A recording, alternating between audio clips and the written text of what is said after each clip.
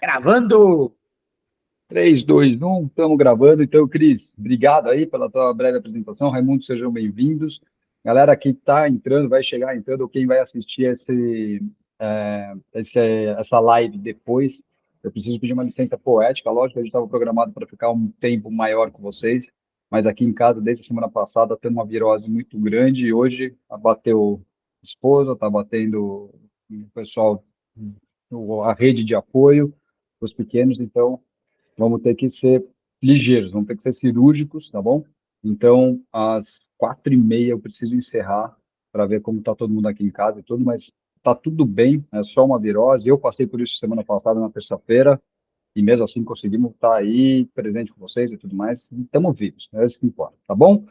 Então, ô Rê, eu acho que a gente pode começar aí batendo um papinho, para a gente não fazer mais delongas. Eu acho que 3, 4 pontos eu quero voltar lá na nossa conversa que a gente fez o roteiro de hoje, para não perder a pauta. A gente já trocou tanta ideia hoje, né? Você mandou Sim. bastante perguntas aqui. Chegou, O chegou. que a gente ia iniciar é que a gente está aberto a adaptações. Esse projeto é novo, inovador, único. A gente planeja uma coisa, só que na prática a gente vê outra e vê as necessidades do público de vocês. Então, uma pedida foi que, em vez de a gente lançar cada tema um dia da semana, a gente lançar tudo na sexta-feira, o pessoal ter o final de semana para olhar e ir criando aos poucos. Se a gente está pensando nessa missão de soltar sexta-feira todos os objetivos da próxima semana. É isso aí. Essa sexta, com esse enrolo que deu aqui em casa, eu vou pedir a licença de novo para vocês. Não vou conseguir, né? Eu saio daqui da live agora. Se vocês quisessem, eu já fazia todo o trabalho, porque o planejamento tá feito. O planejamento do ano inteiro, isso é legal trazer para eles, Rê. O planejamento do ano inteiro já está feito, já está estudadinho. A gente já falou isso em vídeos e outras coisas. Por que que a gente não entrega antes? Porque a gente quer fazer, né, uma didática diferente com vocês, a gente quer instigar vocês a procurarem, a descobrirem coisas, tudo, né? Então foi mó legal. O primeiro dia, já lá no Bebês, já teve gente que sacou que quais são as fontes que eu uso para fazer esse planejamento, né? Qual que é a minha base que eu uso? Então, eu só soltei, eu não dei o título do que eu uso como, né? Isso daí eu vou revelar para vocês lá no final, ou conforme vocês forem descobrindo, conforme vocês forem revelando e perguntando, eu falo que é isso e revelo, tá bom? Então, sempre lá, se vocês prestarem bastante atenção, os objetivos da semana são sempre 3 basezinhas ali, tá? Então, tem uma base muito bacana, tem uma base técnica e tem uma base ali do processo da avaliação. Essas avaliações vocês também receberão como base, tá? Então, fiquem sossegados, os planejamentos estão aí, mas como eu estou construindo, eu tenho todas essas minhas aulas montadas também, mas como eu estou fazendo parte de vocês e quero ser pertencente a vocês, vou ficar falando com as duas câmeras ao mesmo tempo aqui, eu estou mostrando, estou fazendo à mão para mostrar para vocês que a gente consegue fazer, né? Já dizia o velho ditado, quem quer faz, quem não quer arranja desculpa. Eu sei que a correria é desenfreada, eu sei que o comprometimento é grande, mas a gente consegue fazer alguma coisa e elaborar coisas tão construtivas como foi enriquecedora essa semana. Talvez não no ritmo que eu estava esperando, assim, putz, cada grupo tem mais de 40 pessoas inscritas, cara. Vocês são muitas pessoas confiando nesse projeto e pertencendo a esses projetos e muitas aulas legais, umas coisas diferenciadas, tipo, como vai trabalhar Filipina numa saída de crawl submerso, né? Gerou essa dúvida ontem, quando eu vi, ontem não, no Adolescentes, né? Anteontem, mas eu estava ouvindo o áudio, eu fiquei nessa dúvida, o pessoal me chamou no particular para falar dessa dúvida, eu falei, putz, fecha o olho, imagina a situação, porque a minha realidade aqui de São Paulo é diferente da realidade lá de Sinop, do Cris, que está aqui em Mato Grosso, que é diferente da realidade do Raimundo, mas a natação em si, ela tem um quê parecido. Então, eu fechei o olho, imaginei o que ela quis dizer com isso. Putz, ela tá bom, ela tá dando o impulso submerso do crawl, e ela tá pedindo para o pessoal puxar a água, tá pedindo para... Então, imagina que poxa, queira ou não queira, talvez não seja o trabalho específico em Filipina, ou o modo da gente escrever, o modo da gente se expressar, não nos fez claro. Eu queria instigar vocês de perguntar, gente, não tenha vergonha de perguntar, questionem. Vai ter vezes que eu vou cometer gafe, sim, ou vai ter vezes que eu vou cometer gafe de propósito, para ver se vocês estão atentos no que tem que ser uma aula de natação, entendeu? Se vocês verem que tem tá fora de sentido um exercício ou outro, eu quero instigar isso em vocês, tá? Eu quero que vocês, assim como eu quero provocar vocês, lembra que eu falei, esse curso é muito hands-on, né? Muito mão na massa, e aí tá. Foram 5 aulas que eu montei aí, sempre na madrugada, depois que botei Bernardo, depois que botei Bela para dormir, depois que lavei louça, depois que eu fiz tudo, sentei e me dediquei ali. Em alguns dias eu me dediquei um pouquinho mais de 20 minutos para vocês, que é até olhar o planejamento, ver a melhor forma de colocar para vocês a questão de tudo, mas montar a aula saiu em 5 minutinhos. Outros dias eu perdi uns 40, 35 minutos, 1 hora, tá? Mas tudo isso com carinho e muita atenção. E está muito legal colher bastante, bastante feedback de vocês que, puxa, eu não pensava nisso, puxa, eu nunca montei uma aula. Então, bacana nisso. Eu vou tentar trabalhar bastante nessa madrugada, como for aqui, e amanhã eu devo disparar, então, as 5 missões de cada grupo e as 5 aulas que eu dou aí de orientação, de referência para vocês, tá bom? Meu comprometimento com vocês, amanhã, sábado, até meia-noite é sábado, antes do Serginho Grois mandar tchau para nós, né? A gente volta já e eu entrego essas coisinhas. Manda aí, Rê, que mais? Você falou das avaliações, a avaliação ela vai entrar na 10ª semana, só que o pessoal fica aí fazendo contagem regressiva.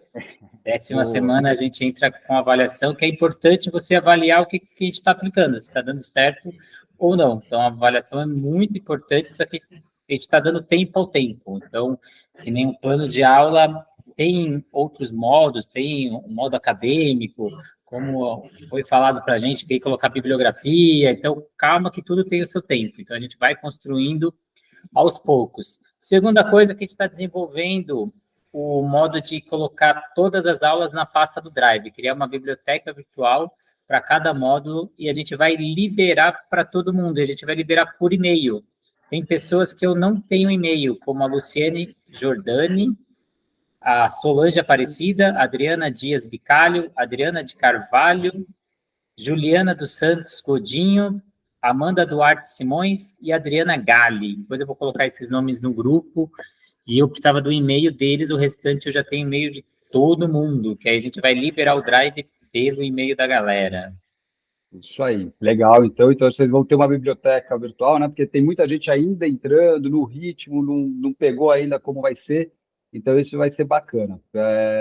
Uma biblioteca virtual vai ficar na nuvem e, lógico, que a gente vai restringir o acesso a essa biblioteca aos assinantes. Então, para quem fez o Pix recorrente, para quem combinou com o Renato aí de fazer o Pix mensalmente, tudo, não sei o quê, fiquem atentos a isso porque a gente vai ter um controlezinho ali. Se a gente não identificar o pagamento de vocês, a gente tira o e-mail do acesso a esse material e, lógico, atrasei, corri atrás, não sei o quê, tudo se negocia, tudo se conversa. Mas isso aqui é um projeto, isso aqui é um produto para vocês enriquecerem. Então, tem hora que a gente precisa ser um pouquinho mais rígido, a gente precisa trabalhar com isso a estratégia pedagógica minha e do Renato, que a gente bateu muito na tecla, e ontem a gente fez uma reunião muito produtiva com a nossa curadoria científica, vou dizer assim, né?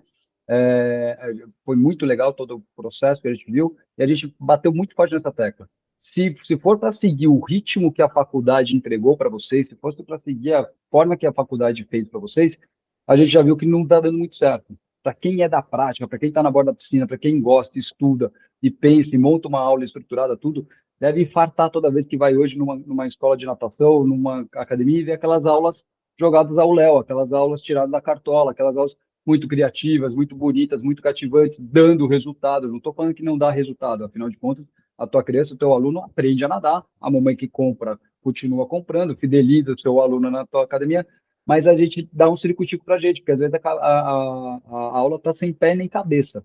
Então, a gente vai precisar fazer isso. Então, estou eu aqui e o Renato para a gente moderar todas essas ideias. Essa primeira semana foi de start, muita gente ainda tem vergonha, muita gente ainda tem receio de se expor e ser criticado. E eu queria aqui deixar seguro para vocês. É, Fiquem confiantes nisso, tá? Não tenham medo disso. Aqui todo mundo é adulto, todo mundo é maduro e críticas só transformem todas as críticas que você receber na vida como degraus para vocês subirem na vida, tá? Não se pegue no peso da crítica. Reflita, veja o tamanho da responsabilidade que você tem, se aquela crítica faz sentido para você mesmo ou não, transforma ela em aprendizado e bora para frente. Como eu sempre falo para vocês, hoje eu acerto em cada 10, eu acerto 8, não consigo acertar os 10, tá? Por N motivos, mas antes disso, em cada 10 eu só acertava duas, depois três, e sempre tomando as críticas, eu podia muito ir para o escuro, falar, tá vendo, esse coordenador pega no meu pé, também esse pai é mó chato, olha que ele está criticando, não sei o que. Mas não, eu sempre trouxe para minha casa, sempre deitei no travesseiro falando, meu, a responsabilidade é minha. Eu escolhi essa profissão, essa aula é minha. Se o pai interpretou assim, ou se o meu coordenador ou os meus colegas estão interpretando dessa forma, eu preciso estudar melhor, eu preciso entender o que eu estou fazendo de errado, tá? Então, a biblioteca vai ficar aí legal para vocês, a gente já estruturou, já fez alguns testes, e aí a partir de segunda-feira talvez a gente já comece a botar todos os e-mails. Então, essa lista aí que o Rê falou, prestem atenção, mandem os e-mails para a gente. A gente chama no particular, tá? Elas. É melhor chamar no particular do que Tá, ficar soltando no grupo, tá? Acho que tá. vai ser mais direto ainda. E lembrando que quem fez o Pix e não conseguiu fazer o recorrente, tem muitos que estão com preço promocional de lançamento. Se a pessoa esqueceu de fazer o Pix, a gente não consegue segurar o mesmo valor.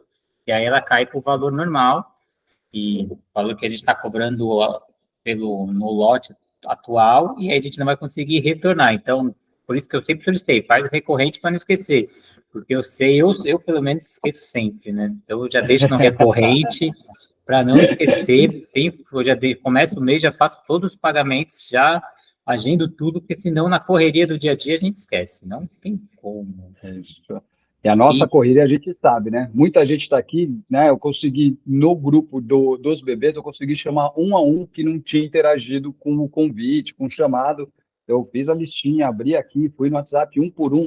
Oi, você está sabendo? Você viu a mensagem? Isso aqui? Muita gente retornando que está dentro d'água, muita gente retornando que está na correria da sexta-feira.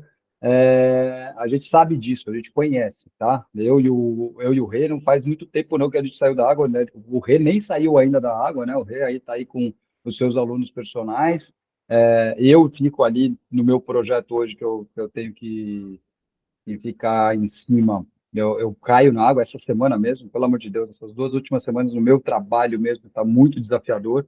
Para quem estava com uma equipe tinindo, completa, bonitinha, desmoronou, caíram todos, ficou um professor só, e literalmente a segunda professora caiu da escada, se machucou feio, mas estamos aí, e a gente está conseguindo entregar. Vocês estão vendo ali todas as minhas aulinhas, ainda não são as duas oficiais, mas aí eu vou trabalhar muito nesse final de semana de carnaval, para até segunda-feira vocês estarem com as duas aulinhas oficiais desta primeira semana. Bora lá, Rê, manda aí mais. agora é aplicar, que ao final de cada dia a gente vai fazer um vídeo resumo do que rolou. Então, essas três coisas que a gente vai parar sempre na sexta-feira, fazer o drive e fazer esse vídeo resumo, foi tudo dicas e solicitações de vocês, foram ideias de vocês, então a gente está aberto, quem tiver mais ideias pode chamar a gente no particular, pode dar ideias, tem coisa que a gente vai conseguir abraçar, tem coisa que não, tem coisa que a gente vai fazer mais para frente, mas pode trazer ideias que o projeto, ele é solto e ele é resiliente, a gente vai ajustando conforme a necessidade, porque a gente criou uma coisa que não existe no mercado, uma coisa que ninguém faz, por isso, da natação criativa está nesse projeto, quem vem com a gente sabe disso, durante a pandemia a gente fazia curso pelo WhatsApp, quando eu recebi patrocínio do Facebook, descobri que eu fui a primeira pessoa do mundo a fazer curso pelo WhatsApp, nunca ninguém tinha feito na história, nem eles acreditavam, mas agora a gente está criando aula pelo WhatsApp. Então, um dia eu vou ter história para contar que a gente planejou mais de 1.000 aulas pelo WhatsApp quando a gente fechar o ano aí. Nossa. Então, E sabe, como que vai funcionar esse vídeo resumo, Brunão? Antes disso, rapidinho pegar essa deixa que você falou, porque existe uma coisa muito legal, a gente que trabalha com esporte, a gente que faz o esporte, né? A questão do tipo, cara, ser o melhor só existe para as pessoas superarem e serem melhores do que a gente. Então, você é o melhor do mundo esse ano que vem alguém vai ser melhor que você, alguém vai querer correr atrás. Agora, ser pioneiro, ninguém tira isso de você. Ninguém tira a questão. Você foi o primeiro a participar dessa coisa pioneira que eu e o Renato juntos abraçamos e falamos, meu, vamos encarar, vamos para cima. E graças a Deus vocês confiaram na gente, vocês estão aí enriquecendo muito, então vocês são pioneiros. Rê, o que eu pensei em fazer desse resumo, tá? Como eu me dediquei e organizei a minha agenda do dia, para depois que eu acabar toda a minha rotina do dia, Em vez de eu já chegar e dormir logo de cara, eu vou reservar meia horinha do dia para esse projeto, pelo menos, e montar a aula do dia, montar tudo direitinho. Eu estou pensando nesse horário gravar o videozinho para a galera. Então, eu vou ver tudo que rolou no grupo do dia. A gente ainda vai continuar concentrando, assim, lógico, as ideias, as aulas estão abertas. O grupo do WhatsApp é para ficar aberto sempre. Mas a concentração disso, a organização disso tudo, eu vou respeitar os dias da semana. Então, na segunda-feira, eu solto um videozinho, eu ou você, a gente bate um papo aqui, quem consegue fazer, né? Porque a vida também é cheia de surpresas para todo mundo. Mas a gente faz um videozinho rapidinho. Ó, o dia de hoje foi produtivo por causa disso, disso, disso. Tivemos 3 aulas, tivemos 4 aulas, e que rolou assim, assim. A interação do grupo foi bacana, né? Que nem tem gente aí perguntando as nomenclaturas. Isso é bacana vocês saberem, né? Porque aqui em São Paulo, a gente tem gente que bota na lousa, vai escrever peito, PE. Tem gente que bota PT, entendeu? Então, é legal a gente pensar nisso, é legal a gente começar a consolidar. Você viu que ontem, foi no grupo de ontem, ou de adolescentes, o pessoal usou os seus planners, né? Os seus gabaritos de montar aula. Legal, bacana, mas a gente precisa validar para o final do projeto, a gente colocar o nome de vocês na história da natação, tudo, a gente precisa que vocês migrem para o gabarito que a gente sugeriu, tá? Isso é uma questão muito mais de diagramação, já dando mais uma diquinha aí, um spoiler para quem for esperto e pegar, mas e também para a gente se acostumar a ler essas aulas, a gente ficar ciente e saber que, assim, putz, aqui ele está falando da parte inicial, olha que exercício legal nesse negócio, olha que negócio, então a gente começar a se educar a ler uma coisa de uma forma só, tá? Então, vou pedir sempre para vocês, se vocês puderem, tentar fazer o máximo possível da aula naquele gabarito, tá? Não precisa ser exatamente naquele gabarito, não, mas que seja no formato de sequência da coluna, assim. A parte inicial, com a aterrissagem, com a socialização, a parte principal, com o objetivo da semana, com o objetivo dos alunos e da turma, com o seu objetivo, o professor, a cara que você quer dar, e a parte final, ali com os 2 últimos alicerces, que é a volta à calma, o resfriamento, que seja a nomenclatura atual hoje em dia, e a parte, o convite para a próxima aula. Então, a gente tem que estar sempre ligado naquela isca. Vamos lá, Rê. Agora era a gente abrir as perguntas aí, primeiro para quem está aqui já junto com a gente, o Cris, a Josi, o Raimundo, se alguém tiver alguma dúvida, não só dos planos de aula, mas do seu dia a dia, que a gente ficou aberto aí, então a gente abre agora para vocês as dúvidas para a gente ter essas trocas. Cristiano, bora lá, Cristiano. Vocês estão me ouvindo? Agora sim. Perfeito. É que eu troquei o microfone aqui, estava ruim o microfone. Bom, eu estou com um grande problema aqui. Eu conversei na semana com o Renato, né? Ele me deu algumas orientações. Eu fiquei na dúvida se eu postava minhas atividades, que elas são bem distintas, assim, não muito, não foge muito, mas ele é um pouco distinta do ritmo da metodologia que é apresentada, né? Eu sempre fiz uma aula diferenciada das metodologias. Só que eu estou com outro problema em relação a isso. Eu estou com alunos de diferentes idades, no mesmo horário, e alunos que estão avançados e alunos que estão iniciando. Por exemplo, a partir dos 5 ou 6 anos, tem alunos que já está mais de um ano, já está um ano comigo, e tem aluno que está chegando hoje, que não sabe nada, eu tenho que colocar boia de braço, colete único, colocar espaguete, que não segue o mesmo ritmo, né, dos demais. O ano passado eu estava com uma auxiliar, esse ano não tem essa auxiliar, porque ela passou no concurso para dar aula em escola e foi para aula de escola, né? E também natação não é o forte dela. E aí o que eu faço? Eu estou fazendo uma regressão com os alunos já avançado para que os novos possam acompanhar, né? Da iniciação de tudo, controle de respiração, colocar o rosto na água, fazer a bolinha, a abelhinha, né? O bolhão, depois alternância de perna na borda da piscina, e flutuabilidade dorsal e ventral. E aí eu tenho que estar regressando esses alunos que já estão avançados para estar acompanhando esses novos, que são 3, 4, às vezes, que aparecem, para estar acompanhando. E eu tenho uma turma assim de 15 alunos.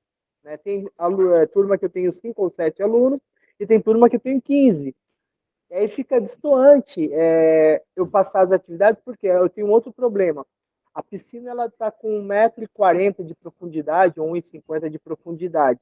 Para as crianças, principalmente até os 6, 7 anos, eles não alcançam esse fundo da piscina. E aí eles ficam pendurados na borda, eles cansam, eles fadigam, eles não vão conseguir prestar atenção na aula, né? Eles não vão conseguir executar aquilo que eu estou mostrando para eles ou falando para eles. E, assim, eu não tenho apoio, eu não tenho recurso da instituição. Eu pedi para que pudesse comprar uma plataforma, aí eu expliquei dei toda essa justificativa da importância, pode correr risco de afogamento, a criança não consegue prestar atenção, ela tem principalmente medo, né, de afogamento, de várias coisas.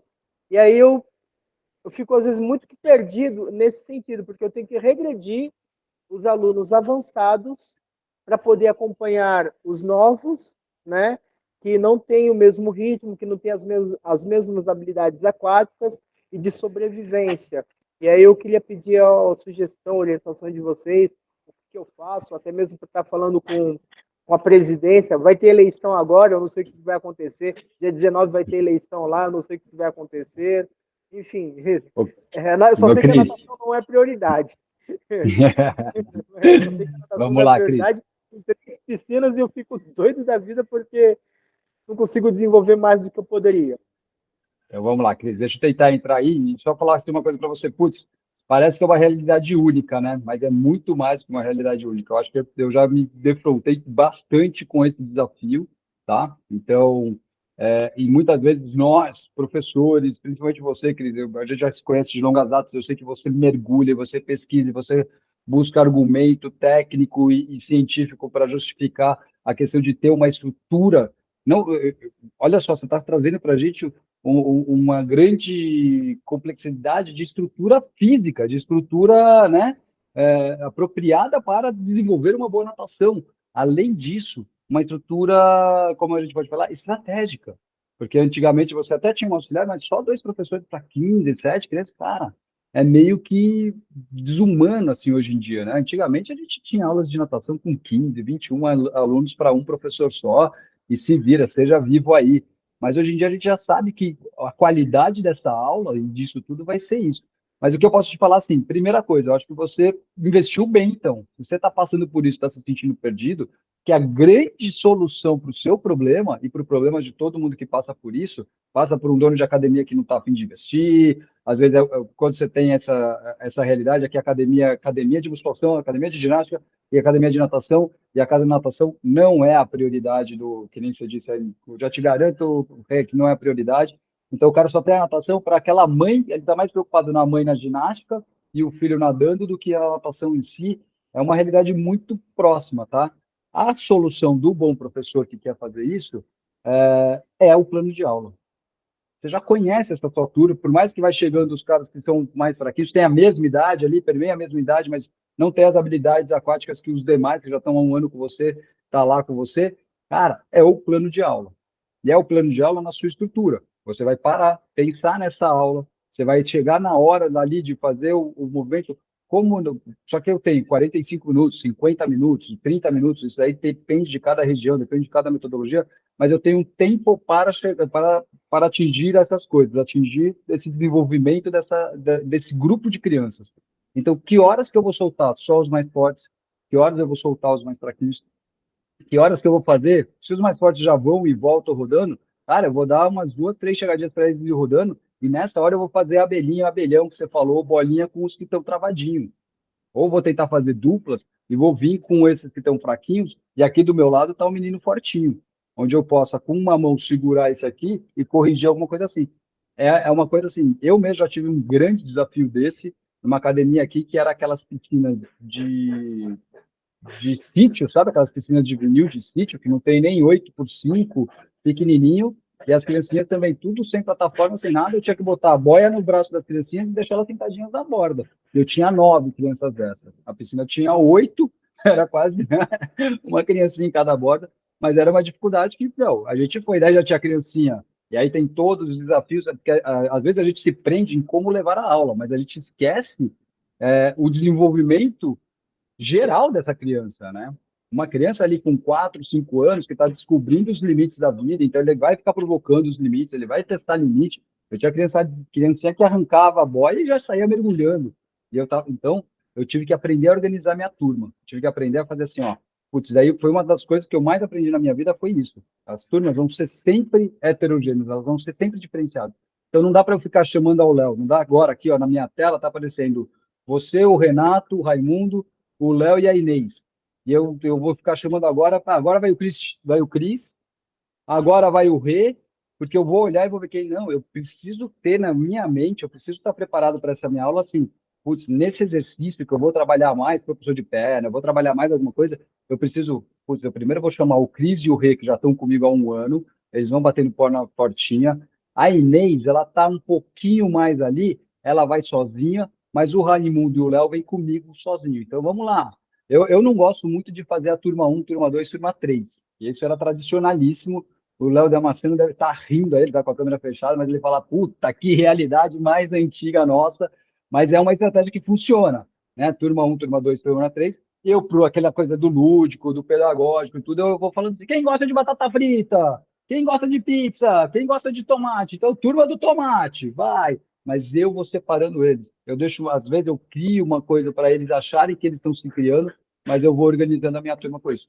A questão é planejar essa aula e bater sempre na direção, falar, ó, podia entregar melhor. Eu estou fazendo aqui, eu estou arregaçando, estou dando o resultado, mas, meu, se vocês pensassem melhor nisso, se vocês investissem melhor aqui, se vocês me dessem uma equipe, se vocês me dessem uma estrutura, isso aqui não era um avião teco-teco, não, isso aqui era um foguete, a gente já estava na Lua. Mas, por enquanto, estou aqui, ó, estou voando as nuvens, estou entregando. Rê, você acrescenta alguma coisa aí da tua experiência? Tenho muita coisa para acrescentar aí, Brunão. Primeiro, me identifico muito com o Cristiano.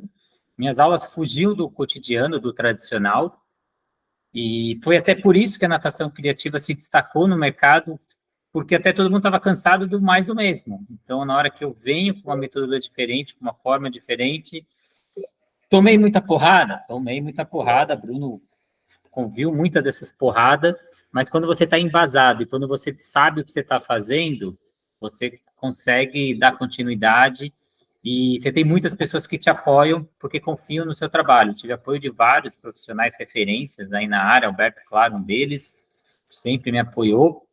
Então, continua, Cristiano, acho que tem que mostrar mesmo no grupo, acho que o grupo a gente está aqui para isso, mostrar a diversidade. Então, quando a gente entra no Google e coloca, eu quero ir, sei lá, quero ir num restaurante, quero ir num estádio aí, o Brunão aí, estádio de São Paulo, quero ir até o Morumbi, ele vai me dar 3 caminhos diferentes, no mínimo, mas todos chegam no mesmo objetivo.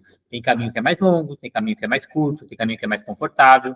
Não existe um caminho só no aprendizado, não existe. Então, existem vários caminhos. Então, é a gente conseguir aceitar isso, que não é fácil, que a escola ensina para a gente que tem um caminho só. Aquele é o caminho, quando o professor ensina alguma coisa, a gente tem que decorar o que ele fala, se a gente usa palavras diferentes, a gente recebe meio certo. Foi assim que a gente foi criado, mas não é isso que quando a gente chega na prática. Então, todo mundo aí, não tenha um receio se o que você está fazendo está um pouco diferente, um pouco fora da curva, a gente só vai alinhar, porque aí tem as diretrizes, até onde eu posso ir daqui, até onde eu posso ir de lá, e a gente vai organizando isso, né? Então, como o Damasceno sempre falou para a gente, o pedagogo, pedagogia, né? Então, tem aquele caminho que vai pegar na mão e vai mostrar qual é o caminho correto que a gente está aqui para isso. Mas a gente vai chegar lá. Em relação às plataformas, plataforma essencial. Já conversou? Já dialogou? Não deu certo? Mandou podcast na natação criativa? 2 estratégias que eu criaria com você. Uma, pegar aquelas mesas, aquelas mesas brancas de bar, não sei se vocês conhecem, aquela plataforma, aquela mesa que a gente usa mesmo, dá para colocar uns pesos de areia e utilizar aquelas mesas são super baratas, dá para a gente quebrar um galho com essas mesas, e aí eles vão sentir a importância, os pais vão pressionar, vão sentir que a aula vai ter mais dinâmica, que as crianças vão estar mais tranquilas, isso vai pressionar as pessoas. Segunda opção, aí se você quiser ter uma postura mais forte, eu já fiz isso, eu já fiz por escrito, falei, eu estou comunicando vocês que é necessário uma mesa, por segurança, a gente está com tantas crianças, se acontecer alguma coisa, a responsabilidade não é minha, eu avisei, eu só peço que você assina aqui 2 vias, uma para você, uma para mim. Já fez isso? Já. Já deixei de ser coordenador por essa postura? Já. Por ter tomado postura mais drástica, aí você assumiu ou não. Então, eu já cheguei nesse ponto de falar, eu avisei, já falei, e não vai ser só verbalmente. Agora eu estou comunicando por escrito, porque se acontecer algum acidente, não vai sobrar para mim. Você está assumindo total estabilidade. Eu já falei que eu preciso de uma mesa por segurança. Na parte de crianças heterogêneas, de várias faixas etárias, vários níveis pedagógicos, Cristiano Sena é o único, e não vai ser o único, a gente tem vários pelo Brasil, já peguei, eu faço um trabalho dentro do SESC, estou no trabalho dentro do SESC, estou fechando um para março, e lá a gente pega muito isso. Gente de tudo que é idade, tudo que é nível pedagógico, e é aí que a gente vê se o professor é bom ou não. O cara que consegue dar essa aula, a gente vê se ele tem jogo de cintura, se ele planejou, se ele conhece a turma, se ele faz avaliação da sua aula e está vendo se as crianças estão aprendendo, se as crianças estão evoluindo numa turma dessa, mostra que ele é estruturado. Então, se você está conseguindo ter esse jogo de cintura, é que isso é muito bom. Então, existem estratégias, que nem o Bruno falou? Existe. Então, colocar um, entre aspas, forte, a gente não usa essa denominação, mas a gente usando aqui entre nós, que somos professores, e um que, entre aspas, é mais fraco. Então, se esse que é mais forte, eu só estou comunicando verbalmente o que ele precisa corrigir e ele entende. Esse eu estou levando esse. Enquanto eu estou voltando, está vindo outro forte. E eu só falo e eu pego o fraco. Ou colocar um do lado do outro, forte e fraco. Eu estou levando o fraco e esse forte está aqui. Eu estou levando o fraco e o forte eu só estou falando, de vez em quando eu pego nele. Outra estratégia é você, por exemplo, você dá 10 minutos, 15 minutos para essa turma fraca e faz a turma forte rodar com o exercício que você já deu e ele automatizar esse exercício. E aí você está ensinando alguma coisa para a turma fraca, aí você passa para cá, faz eles agora automatizar esse movimento que você ensinou e vai ensinar coisa nova para outra turma. Então, praticamente, você ia quebrar a aula ali em 2 e ficar com 2 turmas, às vezes até com 3 turmas, não sei como que está esse trabalho, mas isso acontece. Então, dá para a gente ir quebrando algumas estratégias, deve ter outras, mas essas que me vêm na cabeça. Se o Damasceno, que também é bom da teoria e bom da prática, quiser abrir também, estamos abertos aí. Fala aí, Cris. Obrigado, Renato. Obrigado, Bruno. Então, eu estou com essa grande dificuldade que eu tenho é o seguinte: as piscinas, né? A maior de 25 metros, ela é de vinil, igual a que você falou, Bruno. Então, até mesmo o receio da presidente de colocar uma plataforma lá vai rasgar a piscina. É a primeira coisa que ela falou, né? Além dela ter falado que a natação não era prioridade, ela falou vai rasgar a piscina. Outra dificuldade em relação a quem faz aula. Eles cobram uma mensalidade, fazem um pacote para comprarem o título e eles oferecem a natação e a hidroginástica gratuitamente. Então, praticamente tem uma fila de espera, mais de 100 pessoas na espera entre crianças e adultos, e esses alunos nunca saem. E é questão de gestão, né? E ela não dá continuidade. Eu falei, olha, tem que cobrar. Aí ela aceitou. Como vai ter eleição agora, ela falou, ó, vamos ver o que vai acontecer, mas a partir da pós-eleição, se eu continuar aqui como presidente, eu vou começar a cobrar, né? Mas vai continuar os mesmos sócios, não vai abrir para externo. Então, você já perde possibilidade de aumentar o número de alunos, né, no clube. E aí ela falou, não, só os que tem aqui é o suficiente. Eu falei, ok. Outra coisa, eu não tenho raias, né? As raias que tem lá são construídas, aquelas cordas, tipo um cordonê, com um espaguete cortado, todo colorido, e é o que eu consigo fazer, dividir pelo menos a piscina de 25 metros, para colocar uma raia para quem vai fazer nado livre, e eu divido a piscina no meio e fico com a metade da piscina para os meus alunos e a outra parte para a recreação. Por não ter raia, os alunos eles não têm onde apoiar, né? Para fazer as atividades de uma borda para outra, ou da borda para a raia. né? E aí eu tenho que colocar todos os aparatos de segurança, seja flutuador, colete único ou espaguete, e a divisão entre os alunos, os mais avançados, como você falou, turma 1, turma 2, eu faço isso. Não tem como eu fugir, não fugir disso, para que eu possa ter um controle melhor, né? De quem de eu vê-los e de não acontecer nenhum acidente, de eles não ficarem nas minhas costas, porque eles mergulham muito, eles ficam brincando bastante. Então eles mergulham, num mergulho desse, a criança apaga lá, deu errado, quem vai para a cadeia sou eu, né? O culpado é o professor. Então, eu prezo muito não só pela qualidade de trabalho, mas pela segurança de vida de cada aluno que ali Isso, está, que ali lógico. se encontra, né? Ô, Cris, Principalmente deixa eu entrar rapidinho. Deixa eu entrar só fazer um corte, porque é uma pinçada muito boa que ao longo da construção das aulas a gente vai falar, mas você falou um ponto importantíssimo aí, que é o posicionamento do professor na aula, né? Isso tem que partir também desde o meu plano de aula, tá? Quando eu fico só, não é só jogar exercícios ao léu ali na folhinha e seguir um esqueletinho que eu tô legal. É lógico que aos pouquinhos a gente chegar nisso. Mas isso que você falou, Cris, é muito importante quando eu monto meu plano de aula, eu imaginar aonde eu vou estar posicionado e como que eu vou ficar, né? De frente, de costas, de lado, mas como eu vou ter uma visão ampla de todos os meus alunos. Parabéns, cara, parabéns. obrigado. Obrigado, Bruno. Então, essas são as minhas dificuldades, né, em relação. Não é nem questão das etárias e dos níveis de habilidades aquáticas, mas pelo espaço não propiciar recursos físicos para que eu possa ter segurança com as crianças. E aí eles ficam, como eu falei, eles ficam tudo pendurado na borda. Há um gasto de energia muito grande só de ficar pendurado ali naquela borda. As crianças vão ficar estressadas. E aí você vai ensinar, eles não vão conseguir compreender um terço do que você passou. E aí eles vão demorar mais para aprender. Fora aquelas crianças, principalmente meninas, que têm muito medo, que elas choram, que elas grudam, que ela chega a rasgar sua camisa porque não quer que você solte delas, entendeu? E aí você não vai dar uma aula particular, porque você tem mais 7, 8, 10, 15 alunos. Você não pode ficar de costas para esses alunos.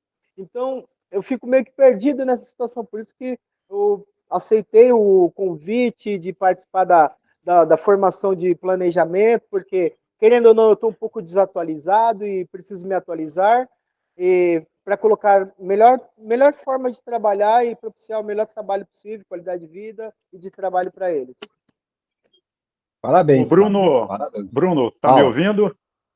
Sim, Posso dar um help aí ao Cristiano, uma opinião? Cristiano, meu mete querido, bala. você tá bom? Olha, antes de mais nada, parabéns aí pelo seu empenho, pelo seu esforço e Obrigado. pela sua tentativa de organizar as coisas dentro de um saco de lona cheio de água, né? Olha só, Cristiano, a primeira coisa é você sempre lembrar, relativa a posicionamento que o Bruno estava dizendo, você lembrar de um triângulo equilátero. Essa é a melhor perspectiva. Você, professor, sempre vai ser um vértice do triângulo. Ou seja, aonde você estiver, você vai ter uma ampla visão dos seus alunos e os seus alunos de você. É super importante isso. Ponto. A segunda coisa para acabar com o seu problema, a pergunta seria: qual é a profundidade dessa sua piscina que você trabalha, o Cristiano? Qual a profundidade dela? Se eu não me engano, é 1,40. É o que eu ia dizer. Geralmente as piscinas de lona, assim, elas têm 1,40 m, porque é a profundidade, digamos assim, referenciada para aulas de hidroginástica, e aí ela serve para qualquer outro tipo de coisa.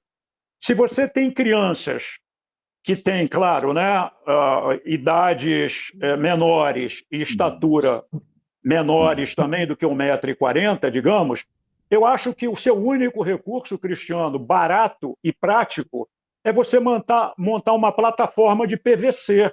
Você compra tubos de PVC e vai fazendo uma plataforma e coloca ela num pedacinho da piscina que você está dando aula. E aí, claro, depende do número de alunos que você tiver em turma. Todos os alunos, por exemplo, 6 alunos por turma. 6 alunos vão ficar na plataforma, você tem que dimensionar a plataforma, Cristiano, lembrando sempre que você tem que ter 1 metro para cada 2 alunos, 1 metro de plataforma para cada 2 alunos, certo?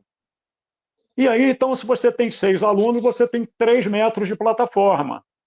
Essa plataforma afunda, você monta tubos de PVC, a coisa mais fácil do mundo, né? E depois você põe uma rede forte em cima, bem esticada, ela trançada com nylon. Pronto. Os alunos ficam ali em cima sem problema, né? Não, E você eu pode até regular agradeço a sua orientação em relação à plataforma, porque eu sugeri isso para a presidente do clube no qual eu trabalho, mostrei, assim que o Bruno e o Renato abriram os grupos, né? E o pessoal Sim. foi enviando as plataformas, sugerindo até como construir. Sim. Eu mostrei todos os vídeos, como é que constrói, como é que faz. Sim. Eu tenho aprendido, só que eles não aceitaram. Como eu falei para o Bruno e para o Renato, a natação não é prioridade do clube. Então, eu estou numa sinuca de bico no qual eu não tenho grandes opções, né? E aí eu corro um risco de uma criança se afogar e acontecer uma coisa mais trágica e Cristiano, também olha, vamos lá, tenho fica calmo. dificuldade de desenvolvimento Tá, olha só, das habilidades aquáticas. nenhuma criança... Eles falaram que não iam comprar a plataforma, só para concluir, eles não iam comprar a plataforma como eles falaram, a natação não é prioridade, né? E eles têm medo de rasgar a lona no fundo da piscina, porque ela é de lona. Não. Então eu tenho PVC não... esse problema, né? Não, olha então, só, Cristiano, depende de primeiro... mim, né? Tá. Primeiro, olha só, fica calmo, nenhuma criança se afoga assim, etc, etc. A coisa não acontece desse jeito.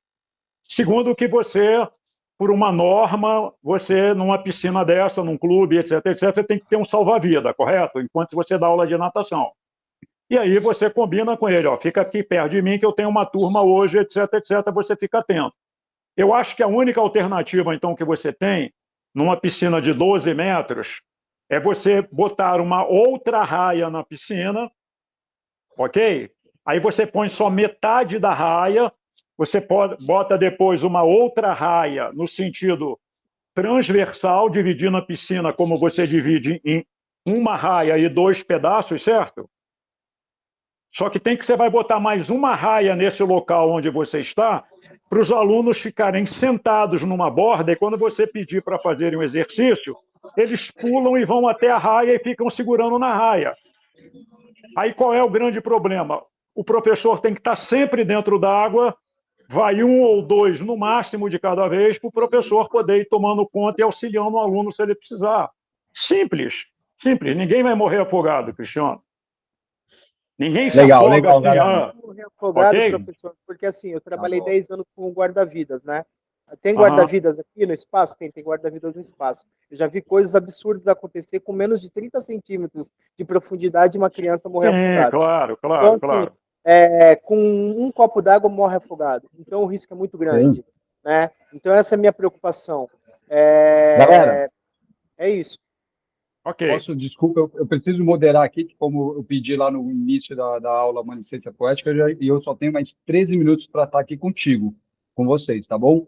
E aqui, um debate muito bom, uma realidade muito próxima, eu tenho certeza que quem não está ao vivo aqui e vai assistir isso depois vai falar, nossa, é a minha realidade, e obrigado, Cris, por trazer essa realidade que é muito mais comum do que a gente imagina, e Léo, brigadíssimo pela contribuição aí. Rê, vamos dar a abertura para o Fernando, para o Raimundo, quem mais está aí online, se eles quiserem, eles levantam a mão, se não levantaram, não sei, a gente vai para aquelas perguntas que o pessoal mandou no privado para a gente. Eu queria tentar responder pelo menos uma ou duas, acho que é da Luana, eu não lembro quem mandou, mandou bastante pergunta para a gente, legal. Então, tem gente aí querendo... vamos ver se o Borba quer falar alguma coisa, se o Raimundo quer comentar alguma coisa, mas só fechando aí com o Cristiano, concordo plenamente. Em primeiro lugar, segurança aquática. Se não tem segurança aquática, não tem nem aula de natação. Então, ele está super certo, então tem que prezar por isso. Não existe uma aula de natação se a gente não tem os princípios da segurança. Você tem sim. Então, eu já trabalhei em grande clube tradicional, perdi o cargo de coordenação porque eu batia nessa tecla e fiz assinar para não, enquanto eu estou coordenador, a responsabilidade é sua, não minha, porque se não tem segurança, não tem aula, não adianta. Então, uma vida que você falou, em menos de 5 minutos acontece e não é a minha carreira que vai ser manchada por isso. A gente toma todos os cuidados, mas se não tem as condições adequadas, pode acontecer. Então, vamos lá para uma dúvida para quem deixou aqui, não poderia estar presente. Se o Borba quiser falar alguma coisa. Tem uma dúvida aqui. Sou graduanda, atualmente trabalho com um profissional que disse aos alunos que a pernada de crawl deve ser submersa. Os pés não podem fazer espuma na água. Um aluno perguntou por quê e o mesmo disse que nunca pode fazer. Esse relato é de uma aula infantil com criança de 5 a 7 anos. Trabalhei com outros profissionais na natação infantil e ensinaram a propulsão de perna com espuma, onde o calcanhar aparece um pouco na superfície durante a pernada. Queria saber se o que procede com o ensino da natação infantil. Boa pergunta. Boa, boa. E isso daí também traz uma ressalva aí de alguns planos de aulas que a gente viu lá, né? Que é tipo aquela discussão antiga que às vezes eu acho que só serve para gastar e perder tempo de WhatsApp e atenção, tudo que é aquelas discussões tipo, a gente fala nada ou estilo ou não sei o quê, né? Deixar bem definido. O estilo é o estilo que o cara nada o crawl, é nados. Crawl, costas, peito e borboleta são nados, tá? Estilo é a forma, vai ser com a braçada alta, vai ser com a braçada aberta, vai ser a técnica que você quer fazer, vai ficar elegante ou não. Tem um meme recentemente aí pulando nas redes sociais que é muito legal, né? São dois nadadores, um nadando muito, muito, muito desengonçado e muito rápido, e o outro nadando suave, liso, e aí os caras põem assim, com personal e sem personal, né? Eu acho que é isso, tá? A questão aí, ela descreve muito bem o público, 5 a 7 anos, talvez a preocupação desse profissional tá já em pensar em um movimento de vício e a preocupação que vai ser difícil tirar o vício, mas os outros usam a estratégia lúdica de falar, meu, vamos fazer espuminha para fazer com que a pernada saia do lugar, como a gente debateu bastante ontem na curadoria científica, né? O que a gente tem que estar preocupado aqui é muito mais além da espuminha ali atrás, e conforme vai evoluindo, a gente vai lapidando essa técnica, é fazer a questão que o movimento parta do fecho femoral, tá? Não que fique aquela perna dobrada, aquela bicicletinha ou aquele engatinhar, que a criança fique desde os 4 anos até os 9 anos com engatinhando para nadar o crawl, tá? Acho que essa é a grande importância. Eu vi que o Fernando abriu a câmera, ele deve estar louco para participar e responder essa. É isso, Fê?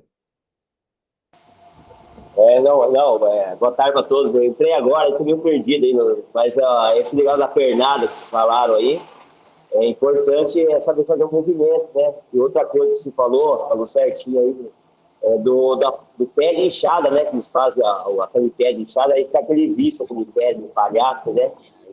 Então, é fazer um movimento que mais certo, o mais certo possível é o ideal, né? Isso que você traz, Fê. Quero aprender mais com vocês, tá bom? Obrigado, Fê, obrigado pela participação, obrigado pela contribuição. Isso que você trouxe, pé inchada, né? Pé de palhaço, é muito legal. E quando eu caio na água e vou falar com as crianças, eu falo assim: vocês querem ver eu nadar crawl de ré? Eles, como assim, tio? Daí eu saio nadando, girando o braço para frente, mas eu vou para trás quando meu pé tá inchadão, assim, né? E eles ficam, como assim? Você tá nadando ré? Eu com o braço para frente, mas eu faço o pé inchadão.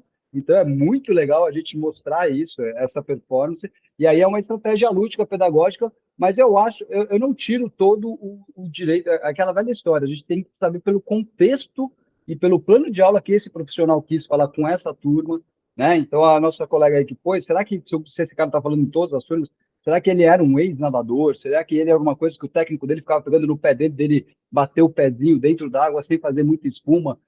Tem que ver qual que é a preocupação dele, qual que é o sopão cultural dele, ou por que ele está falando isso agora? Onde ele quer chegar? Qual que é o plano? Qual que é... Aí, Damasceno, qual que é o objetivo dessa aula, meu? Como você vai avaliar no final da aula se o teu objetivo, se o que você queria entregar na aula foi entregue, porra? Não é isso? Bom, olha só, a gente aí tem que apelar exatamente para essa coisa da prática, né?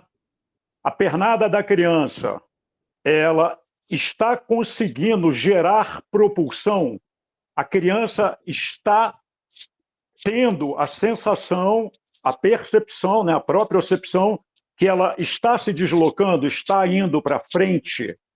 Ok, essa é uma primeira coisa, porque a sensação de autonomia da criança ao gerar propulsividade, porque vamos sempre lembrar de uma coisa, a função da pernada na aprendizagem do nado, ela é equilibratória. Então, você não consegue nadar no sentido de rodar os braços se você não tiver o equilíbrio, até para você poder ter um apoio, né, naquela linha, digamos assim, látero-lateral, em cima de cada acrômio, né, entre exatamente a linha medial e látero-lateral. Então, a braçada entra exatamente nessa estradinha, né? Agora, a braçada é que é responsável por 60% da velocidade do nado. Na pior das hipóteses, uma excelente pernada é responsável por 40% da propulsão de um nado. Isso de um bom nadador, um nadador, digamos assim, de praticamente nível olímpico, correto? Então, a pergunta da colega é a seguinte: dependendo da idade da criança e a capacidade motora da criança, né? Bom esquema corporal, saber quais são os movimentos da perna, e, enfim, boa imagem corporal, saber se o pé está em flexão tibiotársica e não na posição de pé de palhaço, como vocês estão falando, etc, etc. Mas, via de regra, para a criança poder aprender, é o calcanhar aflorar na superfície da água. Aflorar na superfície da água não significa sair da água, mas ele aflora na superfície da água. Ok? Então, essa é uma coisa. A segunda, como o Bruno estava falando, a criança só vai conseguir perceber que está fazendo uma pernada de crawl correta, ontem nós estávamos falando sobre isso, quando ela for capaz de descer uma escada. Então, lembrem-se disso. O aluno de vocês está com dificuldade de bater a perna está uma batendo de um jeito, outra batendo de outra, uma está correta, a outra está dobrada. Tira o aluno da água, pegue uma escada qualquer, em algum lugar, enfim, uma escada é sempre um utensílio que se tem aí, até em parque de diversão, escorregador, sei lá, qualquer coisa parecida, né? Peça ao aluno para descer a escada. O aluno está tendo autonomia, equilíbrio para descer a escada? Ótimo. Agora pede a ele para descer a escada, fazendo igual o soldado, com oposição de braço. Na medida em que ele consegue dominar esse centro de gravidade dele, descendo como um soldado marchando, ele vai estar reproduzindo, entre aspas, o crawl no seco. Porque no nado, braço e perna trabalham em oposição. A perna é equilibratória da ação propulsiva do braço, aonde, na fase de tração, ele faz mais força e provoca um deslocamento lateral do aluno, um rolamento sobre o eixo longitudinal, que é o deslocamento lateral. Então, assim, professora que fez a pergunta aí, Renato falou, já esqueci o nome, Lara, Larissa, etc, etc. Você vai ter que prestar muita atenção nisso, como o Bruno bem colocou, e aí o nosso amigo Fernando, dependendo exatamente do nível que o aluno está. O aluno está aprendendo, então não exija muito dele. O aluno está aperfeiçoando, comece a solicitar dele, né?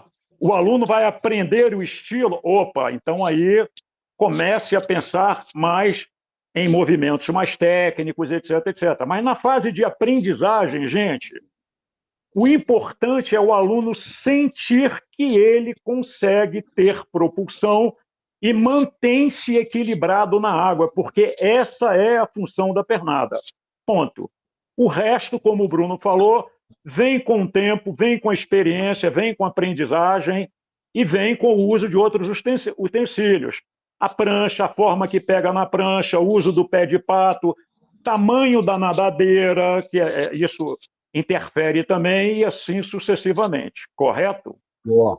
Boa, Léo. Obrigado, Léo. Obrigado a Fernando. assinante que mandou aí. Ô, Rê, eu tenho 2 minutos. Eu não sei se você vai querer continuar essa live aí, mas continuo. estender mais um pouquinho com eles, tá bom? Aham. Então, eu quero aproveitar esses 2 minutos para agradecer aí a audiência. Eu sei que sexta-feira à tarde é correria também para todo mundo. A gente sabe que tem muita gente na água. Estou aqui no WhatsApp respondendo muita gente que eu chamei no particular ainda também. E que bom. Então, lembrando, essa live fica sempre na descrição dos grupos. Galera, a gente vai usar muito a descrição do grupo, porque é o jeito que a gente tem. O Telegram entrega e o WhatsApp não entrega.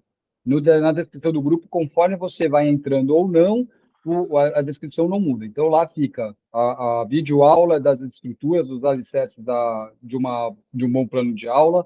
Ali fica a missão do dia, e vai ficar até ele me dar um limite. Se ele me der um limite de caracteres, a gente vai derrubando isso. E a gente põe o link dessa live lá e também na biblioteca virtual que a gente falou na abertura dessa live, tá bom? Então, Ok. Rê, Obrigadão, Bruno. obrigado. Cris, Fernando, Léo, Raimundo, Gesilda que estava aí, todo mundo que Beleza, estava, muito Bruno. obrigado. Ô, Tchau. Renato, Bruno está saindo, mas será que a gente tem mais alguma pergunta aí para a natação criativa para a gente resolver isso? Tem, a gente vou trazer, a gente vai eu e o Damasceno aqui continuando com as dúvidas da galera. E o Beleza, Bruno, Bruno, vai mais que lá. dispensado, cuidar da família em primeiro lugar. Vai lá, Brunão. Vai lá, Brunão, Valeu. a gente se Até mais. fala. Tchau. Bom carnaval. E Carnaval. falando dessa propulsão de perna, o que me vem na cabeça que esse professor fala para não fazer essa espuma seria para crianças menores ali, de 3, 4 anos, que elas ainda têm um movimento rudimentar, que elas flexionam o joelho e tiram esse pé da água, e ele não quer, como o Damasceno falou, o calcanhar só pode aflorar, então a única coisa que eu imagino é que esse professor esteja associando para a criança, para ser fácil para ela entender, falar que não pode fazer espuma para ela não exagerar, tirar essa perna da água. É a única coisa que me vem assim dessa solicitação do professor. Então, seria esse movimento e o teste simples para saber se você, aonde der o posicionamento da perna, aí a gente vem para o princípio que é do empuxo, que aí mais em cima da água, a água, entre aspas, é um pouco mais leve do que a água no fundo da piscina. Se você estender a mão e fazer esse movimento na superfície da água e fazer esse movimento no fundo da piscina, você vai sentir que, entre aspas, não é essa a palavra correta, mas a água ela é mais pesada e vai gerar menor propulsão e mais cansaço para esse aluno. Então, por isso que a perna sempre na superfície da água. Então, Renato, Oi. deixa eu colocar uma coisa aqui para a gente fazer o contrário, fazer por eliminação. Ou seja, quais são os principais erros que todo aprendiz comete, toda criança, mas, enfim, adulto que não sabe nadar, que está começando, então todo aprendiz, né? É claro que as crianças, até uma certa faixa etária, vão cometer erros em função exatamente da inabilidade motora, né? Eles estão amadurecendo, estão aperfeiçoando seus movimentos, mas vamos fazer por eliminação. Quais são os principais erros na pernada do nado crawl durante a fase de aprendizagem? Primeiro, flexão exagerada da perna sobre a coxa, que é essa perna dobrando demais e saindo da água, né? Ok. Segunda coisa, perna submersa. É exatamente quando o aluno faz a pernada totalmente submersa. O pé não sai da água, a perna fica lá no fundo. É como se ele tivesse, aí o professor tem que prestar atenção, porque às vezes o professor fala, segura a prancha e bate a perna, para um aluno que não tem muita experiência. Olha, o aluno vai se apoiar na prancha, automaticamente ele vai ficar com o corpo numa posição muito oblíqua, e é impossível ele não fazer uma pernada submersa. A pernada dele vai ser submersa. Então o professor tem que lembrar que quando vai ensinar a propulsão de perna, a prancha tem que ser segura na posição de pianista, segurando a pranchinha na pontinha, braços esticados à frente da cabeça, para ele ficar na posição a mais plana possível. E o professor, claro, dependendo da habilidade da criança, da experiência aquática, que a gente hoje chama de aquacidade, né? O professor pode segurar na mão da criança junto à prancha para ela se sentir segura. O professor fica numa posição lateral à criança uma das mãos dele segura a mão da criança que está segurando a prancha, a mão externa, ou seja, propícia ao movimento de ajuda do professor, e a outra mão do professor, ele vai colocar 2 dedos acima do umbigo da criança. E aí vamos lá, uma outra coisa importante que o Renato estava falando de leis físicas, hidrodinâmicas, etc, etc. Gente, quando eu estou na posição de decúbito ventral ou decúbito dorsal, a ação da gravidade está agindo sobre a minha quinta vértebra lombar. Quinta vértebra lombar. Não se esqueçam disso.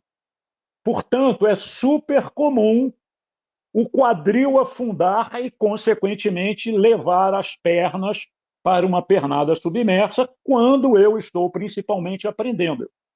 Então, o professor, quando prestar auxílio ao aluno, o professor deve sempre colocar a sua mão espalmada, 2 dedos acima do umbigo do aluno, que é digamos assim, uma referência anatômica inesquecível, e ele vai estar exatamente fazendo o apoio de baixo para cima, ou seja, a pressão de baixo para cima, né, contra exatamente essa força da gravidade que empurra o quadril do aluno para baixo.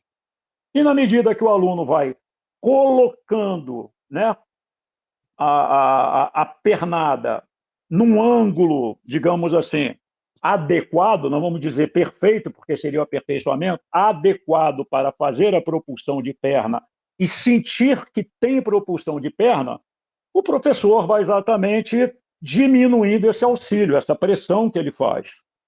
Nada além disso. Então, outro erro. Então, vamos lá. Erro comum: flexão exagerada da perna sobre a coxa, pernada submersa e depois rigidez na batida de perna. O aluno fica muito contraído, muito tenso e bate a perna, pam, pam, pam, pam, como se estivesse, digamos assim, com a perna engessada. E o outro erro comum é o pé de palhaço. Eu até costumo brincar com os alunos chamando de pé de defunto, porque quando, né, você vê um defunto, aquela ideia, morto, vivo, morto, o pé fica na posição de pé de palhaço, pé de defunto. E todo mundo sabe disso também, né? É antipedagógico? E antipedagógico o quê? Não. Enfim, então é isto. O resto, paciência, carinho e segurança, o que os nossos alunos precisam ao estarem aprendendo natação de maneira geral e principalmente o movimento de perna. E aí volta a lembrar os professores, olha, gente, enquanto o aluno não tiver uma pernada minimamente aceitável, não comecem a diversificar a aula pedindo braçada de crawl. Agora roda um bracinho. Gente, se ele não consegue ter uma pernada que sustente-o numa posição equilibrada, não utilize braçada de crawl segurando a prancha na posição de pianista, porque vai dar M. Vai dar M. O aluno vai se desequilibrar, vai errar na propulsão de perna e ele vai saber. Se ele bate o braço, ele esquece a perna. Se ele esquece a perna, ele não bate o braço. E aí vai dar aquele rendezvous de caçarolê. Hoje a gente não pode nem falar samba de crioulo doido porque dá cadeia. Então, rendezvous de caçarolê, correto? É isto que eu tenho a dizer aí aos alunos, as dúvidas, etc, etc. Renatinho, quer complementar mais alguma pergunta? Falou e falou com propriedade, é isso mesmo. A próxima pergunta está aqui. Na natação para bebês, o profissional que trabalha comigo sempre ministra a mesma sequência de aulas. Questionei sobre ter um planejamento e até mesmo variar algumas músicas ao invés de trabalhar com as mesmas músicas em todas as aulas. O mesmo me disse que não é necessário, que os bebês memorizam tudo e que não podem fazer uma mudança de canções e atividade. Isso procede? Não, não procede. Não procede.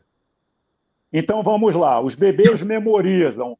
Não, os bebês não memorizam. Os bebês criam engramas extensões neuronais, ou seja, o bebê só consegue aumentar a sua rede neuronal, portanto, as suas extensões axônicas, né? Onde um neurônio faz contato com o outro, formando uma rede, na medida em que ele sempre tem que resolver algum problema. Um som diferente, uma atividade diferente, etc. É claro que nós temos que dimensionar aí o grau de dificuldade num planejamento de aula, considerando a idade dessas crianças, etc., etc. Não é mudar o exercício, etc., enfim. Mas, né, uma posição diferente, um som diferente, um ritmo diferente, ele já coloca a sua função aí, né, de que a pessoa fala, o bebê memoriza tudo, ele coloca exatamente esses engramas que ele já tem para ela funcionar e fala assim, opa, tem uma coisa diferente acontecendo e eu não conheço. E aí ele começa exatamente a tentar resolver o problema, e essa tentativa, de alguma maneira, eu estou falando assim bem superficialmente, tá, galera? Isso aí é para a gente ter um encontro de 2 horas, etc., etc., para explicar essas questões neurológicas mais a fundo. Mas aí é que o bebê passa a ser estimulado a ampliar a sua rede neuronal. Portanto, a pergunta da aluna na contramão do que o professor diz, ela está certa, e a ideia de fazer a mesma aula em nada ajuda a criança do ponto de vista da sua, digamos assim, ampliação de rede neuronal, portanto, seu amadurecimento cortical, né?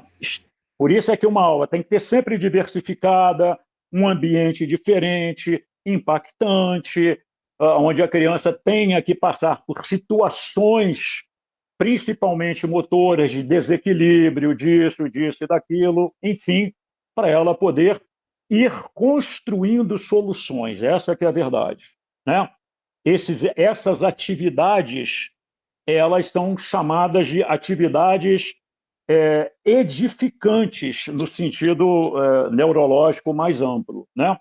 E no sentido cognitivo, já seria uma atividade formadora, uma formadora. Ela forma uma outra rede neuronal, uma outra capacidade de percepção, uma extensão de memória, e etc., etc., etc., etc. Ok? Então, professora, você está correta. O seu amigo, professor, etc., está equivocado. A única coisa que eu vejo da utilização da mesma música são para crianças um pouco maiores, não seria para bebês, que não tem essa necessidade de ficar inventando várias músicas. Criança gosta de rotina, e criança, ela decora a música e ela fica pedindo sempre a mesma música. Quem é pai, quem tem sobrinho, sabe que às vezes ele assiste desenho, assiste filme, assiste 30 vezes o mesmo, decora a ordem, e então ele se sente confortável, se sente seguro com a rotina. Então, esse negócio de ficar mudando de música o tempo todo é uma coisa nossa, que a gente cansa de cantar sempre a mesma música, mas o aluno, ele gosta da mesma música, mas não para bebês, isso para maiores. Então, não sei se ele tentou a ver com isso, de sempre usar as mesmas músicas. A gente não tem necessidade de ficar explorando 10 milhões de músicas. Veja nos grupos, quem tem música nova, me traz uma música para isso. Não, se você cantar sempre a mesma música, a criança adora a mesma música, e ela vai pedir sempre a mesma música, e a gente entra na resposta condicionada de Pavlov, de 1920, e a gente faz o estímulo neutro virar um estímulo condicionado, e você pega um estímulo que antes servia para nada, e você fala, o caranguejo, quando tem a música para ele afundar, ela afunda a cabeça, ela fica condicionada a afundar essa cabeça, e você fica mudando a música, e a criança já estava condicionada com a música anterior. Então, isso para crianças maiores, não para bebês. Vamos para a próxima. Então, deixa eu ajudar aí só para complementar. Falando do Pavlov, ele coloca também, a gente pode transportar isso para o chamado estímulo associativo. Então, por exemplo, quando o professor, a professora, a escola de natação, ela gerencia uma música para começar a aula, a criança faz a associação de um time, de um momento que ela vai viver na escola. Opa, está começando. É só vocês lembrarem, quando vocês escutam ainda hoje o Jornal Nacional, a musiquinha. Tchan, tchan, tchan, tchan, tchan, tchan, tchan, tchan, tchan, você fala, opa, deu merda, vem uma notícia aí. Então, ou seja, a criança, a mesma coisa. Então, ela associa um ritmo de música, alguma coisa, a momentos da aula. Assim como é o momento de ir embora. Quando começa assim, tchau, tchau, tchau, tchau, tchau, o som, a letra, o timbre, etc, etc. E os movimentos corporais de despedida, que ela, claro, na rua, dá tchau para a amiguinha, dá beijinho, solta. Ela já sabe que é hora de ir embora, ela vai associar, olha, está terminando a minha aula de natação, e assim sucessivamente. É para isso também que a música serve, como o Renato falou, para dar exatamente esse tom de rotina nas crianças. Início, meio e fim. Ponto. Vamos lá. Bora para Próxima. próxima. E aqui tem uma, até agora é grande. É uma pessoa que falou que não ia conseguir participar da live. Ela falou que ela nunca montou plano de aula, que ela não conseguiu se organizar, e também ela não sabe como criar e organizar as aulas e seguir um cronograma. Então, acho que a grande maioria está nesse quadro, então nunca montou aula, não sabe como se organizar, e você está no Sim. grupo certo, estamos aqui para isso. Ela falou que ela só tem de BB1 infantil e hidroginástica um pouco de experiência, e só que ela falou que ela sempre ia tirando os exercícios da cartola, ela nunca planejou, e a partir, eu sei que de agora você vai ver a evolução dos seus alunos, você vai ver a evolução das suas aulas, e principalmente ter um processo depois avaliativo no final dessas aulas. Então, você deu o conteúdo e avaliar. Então, quando você vem com o objetivo de aula, o aluno está subindo a escada, você tem que ter muito claro. Eu tinha que ensinar isso hoje. Eu ensinei, aí eu dei algo para avaliar e ele conseguiu fazer o que eu ensinei. Então, eu atingi o meu objetivo dessa aula. Você tem que ter muito claro, ele está subindo a escada se ele atingiu o objetivo que você propôs no início dessa aula. Aí ela perguntou como dividir uma sequência pedagógica para bebê que não permite aceitar molhar o rosto. Ok. Então, vamos lá. Como é que é o nome dessa amiga, Renato? Mari de Andrade. Mari de Andrade, né? Mari, então, olha, bem-vinda ao grupo, você está no lugar certo, como o Renato falou, e a gente vai tentar te ajudar da melhor maneira possível, né? Então, Mari, olha só, a aprendizagem é um encadeamento de pequenas etapas, né? Imaginem assim, Mari, o bebê primeiro rasteja, engatinha, depois ele anda, o que a gente chama de marcha de urso, até conseguir atingir a posição, né, de 2 apoios, se equilibrar, etc, etc, e começar a andar. Depois de andar, ele começa a correr, e assim sucessivamente. A aprendizagem da natação, ela envolve 3 aspectos básicos, que é exatamente o domínio da respiração, o domínio do equilíbrio, que seria, primeiro, o equilíbrio vertical, né? Conseguir andar pela piscina, claro, se a piscina der pé, etc, etc, etc, né? Mas isso pode ser feito numa piscina acessória, aquelas piscina Tone ou qualquer coisa parecida. E depois o domínio da propulsão, ou seja, bater as perninhas, bater os braços, etc. Mas, Mari, eu não sei se você já é formada, se ainda está fazendo o curso de Educação Física, mas vamos imaginar que você já esteja formada. Então, você já teve algumas disciplinas no curso de Educação Física que vão te mostrar, né, como é o desenvolvimento da criança. Como eu acabei de falar, né, algumas etapas. E na água isso não é diferente, sabe, Mari? Então, como é que seria um plano de aula? É você, como o Renato disse, falar: qual o meu objetivo hoje? Hoje eu quero que as crianças consigam colocar o rosto dentro d'água e, no mínimo, passar embaixo de um macarrão que está na superfície da água. E aí você vai, Mari, elaborar jogos, brincadeiras, etc., etc., que a criança, né, seja levada a colocar o rosto dentro d'água, seja levada a fazer breves mergulhos e assim sucessivamente.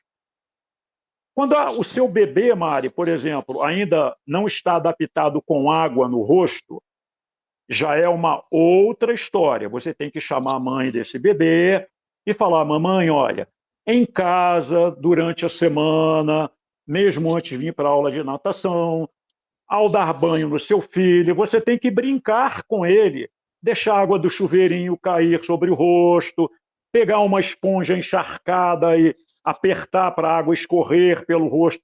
Enfim, a mãe tem que fazer esse trabalho paralelo com o professor, porque somente 2 contatos por semana, de 30 a 40 minutos, não é suficiente, Mari, né?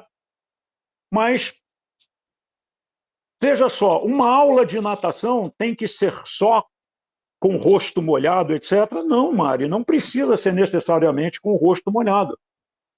Então, você pode, segurando o bebê numa pega de axila, ou seja, as suas 2 mãos embaixo da axila do bebê, o seu ombro, professora, tem que estar no nível da água, o bebê tem que ser seguro também.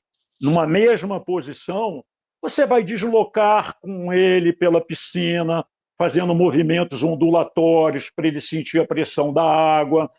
Você vai propositalmente passar perto de coleguinhas que estão batendo a perna para a água respingar no rosto dele.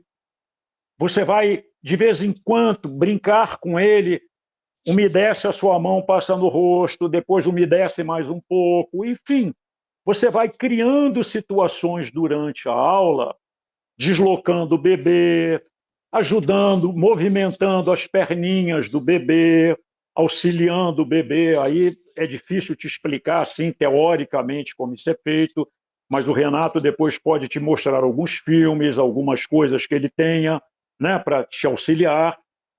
E aí, paulatinamente, volto a te lembrar, paciência, segurança e sempre demonstrando muito carinho pela criança, você vai exatamente tentando fazê-la se habituar ao meio líquido.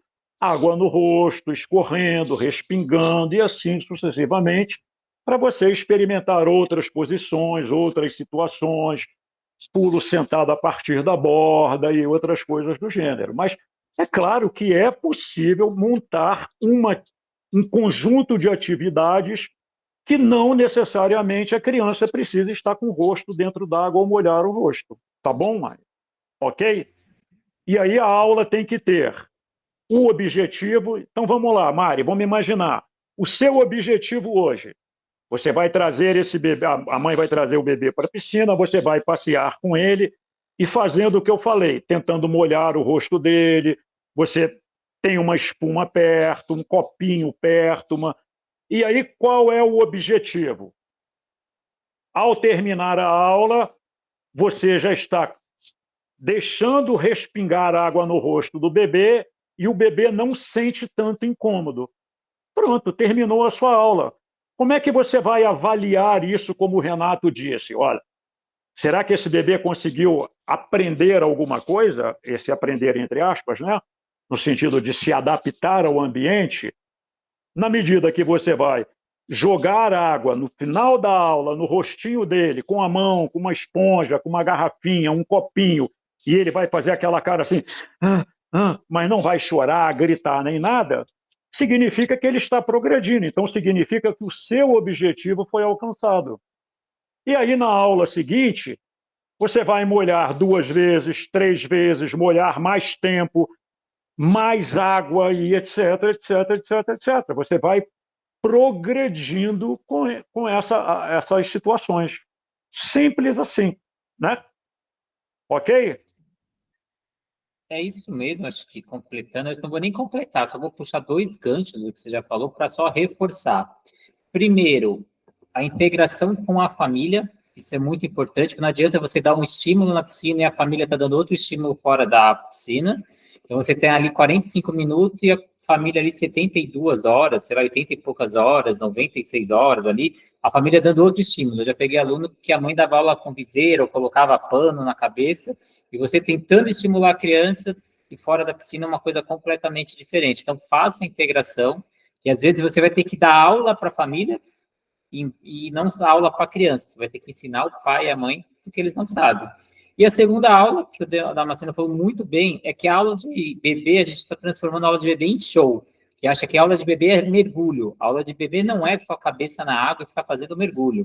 Tem muitos conteúdos, além de ficar molhando a cabeça da criança, fazendo, e cada criança tem o seu tempo. Então, não é porque ela não está molhando que você não tem outros conteúdos que você possa ministrar. Muita gente, se a criança não mergulhou hoje, não foi aula de natação para bebê. Então, tem muita gente fazendo show, mostrando o que é uma aula de bebê mais para os outros do que para o próprio aluno. Então, um adendo só. E deixei a última... não, tem mais duas. A última, a melhor, eu vou deixar para o final, Damasceno. Peraí. Só endossando aqui. Ô, professora Mari, né? Mari, você está no lugar certo, tá? Você precisando de trocar mais ideias, evidente, conte com a natação criativa. Que a natação criativa existe e a proposição do Renato e do Bruno para esse evento é exatamente ensinar vocês, segurar na mão de vocês e ir ajudando vocês. Nós estamos na primeira semana, né, Renato? Então, primeira semana, estamos começando, né? Então, calma, as coisas vão ter continuidade e vocês vão se sentir cada vez, em cada encontro, mais seguros. Agora, é preciso você também experimentar e escrever as suas aulas, Mari, né? Não pode ficar só imaginando. Ponha isso no papel. Mostre para o Bruno, mostre para o Renato. Aí você vai ter uma resposta. Eles vão corrigir, vão trocar ideia com você, e etc, etc. Tá bom? Beleza, Renato. Se você não tem dados, você não consegue avaliar e você não consegue ver o progresso. Então, eu, por exemplo, eu tinha uma equipe que era de treinamento, tem nada a ver com bebê, e a equipe eu tomava tempo, de tempos em tempos, né, em períodos, e percebia que eles melhoravam todos os tempos, menos do nado de costas. E aí eu fui puxar os meus planos de aula e eu percebi que eu dava pouco estímulo de costas porque eu não gosto de nadar costas. Então, porque como eu tinha o plano de aula, eu consegui constatar isso. Hoje eu já mudei. Então, isso foi há mais de 10 anos atrás, eu consegui isso porque eu tinha os dados do que eles estavam executando. Então, não tem como eles melhorarem se eles não têm estímulos. Isso. Só que no dia a dia eu não percebia, mas eu só fui perceber quando eu puxei os planos de aula. Então, a importância do plano de aula é que você tem parâmetros, você tem dados, você vai conseguir, você está no meio da estrada, fala, opa, peguei a estrada errada aqui, deixa eu voltar. Se você não tem um mapa ali, você nem sabe que você está na estrada errada. Ou seja, Renato, o plano de aula é um registro que você faz e que você pode consultar a qualquer momento para se dar conta se houve um erro da sua parte ou uma aula que não foi tão bem estruturada para ajudar o aluno numa certa dificuldade. E aí você vai lá e remonta aquela aula, ou como o Renato disse, né? Você faz uma autoavaliação e fala assim, não, peraí, eu é que não fiz tanto isso, tanto aquilo, etc, etc. Então, ou seja, você tem um registro onde você pode exatamente tirar conclusões claras, conclusões, digamos assim, científicas, técnicas, né? Você pode ter uma resposta produtiva para você e para o aluno, ok? Aí Então, vamos lá. Próxima pergunta. Como atrair a atenção de um bebê para ele responder ao comando? Olha, é uma pergunta complicada, né? Porque, veja, dependendo da idade do bebê, como é que é o nome aí do professor ou da professora? É a Mari de Andrade, é a mesma. A Mari. Mari, olha só. Todo bebê, né, é fascinado exatamente por coisas coloridas, que produzam som, que tenham formas diferentes, né, quadrado, redondo, e etc, etc, etc. Então, sempre que você vai fazer alguma coisa, por exemplo, eu vou fazer uma atividade agora de pegar uma bolinha, associar a ideia de deslocamento e pegar um objeto. Você pode fazer um estalo com a mão para chamar a atenção dele, você pode ter um guizo na mão escondidinho, e aí o bebê vai procurar aquele som e vai olhar para a sua mão. Você pode ter várias formas de chamar a atenção do aluno, né, para ele exatamente estar olhando para você, atento ao que você vai fazer, etc., etc., para ele tentar exatamente reproduzir o que você está propondo. Simples assim, né? Sim, aí, o que eu faço uma continuidade aí. Primeiro, como é bebê, tem a voz da mãe, do pai, do tutor, que aí eles identificam, então isso prende a atenção da criança. E lembrar que o nível de atenção de um bebê, ela é pequena, então não adianta a gente brigar com isso, a gente estudar o desenvolvimento motor dessa criança.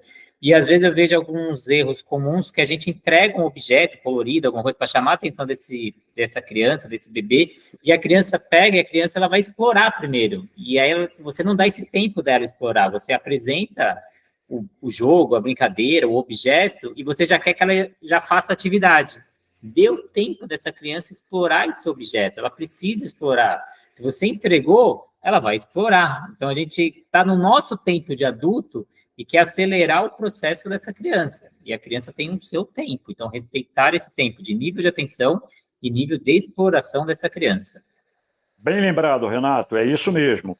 Principalmente quando você mudar o brinquedo, mudar o objeto, como é uma coisa nova, né? A criança vai prestar mais atenção no brinquedo do que, evidentemente, em você. Porque o brinquedo atrai mais a atenção, porque é uma coisa nova, diferente, do que você, o seu rosto, e etc, etc.